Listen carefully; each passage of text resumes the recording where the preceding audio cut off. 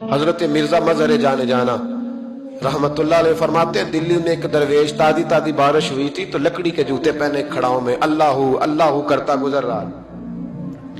ایک طوائف اور اس کا تماش بین یار سیڑھیوں سے نیچے اتر کے نا چھت سے نیچے اتر کے سیڑھیوں میں بیٹھے، تو بابا لکڑی کے جوتے پہنے چیکڑ تھا، موج میں جا رہا۔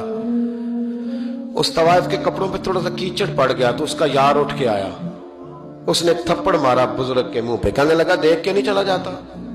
بابا جی کہنے لگے بیٹے اللہ تیرا بھلا کرے، واقعی بوڑھا ہو گیا، وہ اب صحیح نظر نہیں آتا، غلطی ہو گئی۔ تھوڑا سا آگے گئے تو ٹھنڈ کا موسم تھا، ایک حلوائی دودھ گرم کر رہا تھا، اس نے بابا جی کو آتے دیکھا تو بھاگ کے گیا، بازو سے پکڑا، پھٹے پہ بٹھایا، گرم گرم دودھ کا پیالہ دیا۔ بابا جی نے بسم اللہ شریف پڑھ کے دودھ پیا، پورا پیالہ پی کے کہنے لگے یا اللہ تو کتنا بے نیاز ہے، کہیں دودھ پلاتا ہے کہیں تھپڑ مرواتا ہے، نہ میں اسے جانتا ہوں نہ اسے جانتا ہوں، اس نے تھپڑ مار دیا، اس نے دودھ پلا دیا۔ بابا جی وہیں بیٹھے تھے تو پیچھے سے لوگ دوڑے آ گئے، نے آ کے کہا بابا اللہ کے ولی بد دعا تو نہیں دیتے؟ فرمایا کیا ہوا؟ کہا وہ جس نے آپ کو تھپڑ مارا تھا نا وہ چھت پہ چڑھا ہے، اس کا پیر پھسلا ہے، گردن کے بل گرا، من کا ٹوٹ گیا تو مر گیا ہے۔ بابا جی کہنے لگے اللہ کی قسم میں نے کوئی بد دعا نہیں دی۔ کہا نہیں آپ نے دی ہے۔ فرمایا نہیں دی۔ اس نے کہا دی ہے۔ تو بابا جی کہنے لگے پھر اصل بات سنا دوں؟